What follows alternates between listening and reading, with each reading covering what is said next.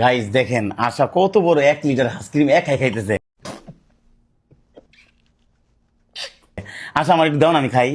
টাকা দিয়ে কিনে নিয়ে আইছো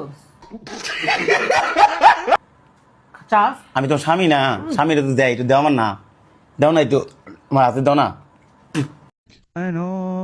হ্যাঁ, দাও, যা দিছে থুতু দিছে রে খাই। দেখেন খাও আমি বাবা। আসলে একটা আশ্চর্য গেলাম, ও আমার দেখে বিয়ে করছে, এখন আমার কাছে আমি ওর বোঝা হয়ে কিছু কিনে দিতে পারে না। এরকম হাসকে আমি কখনো খাই নাই জানেন।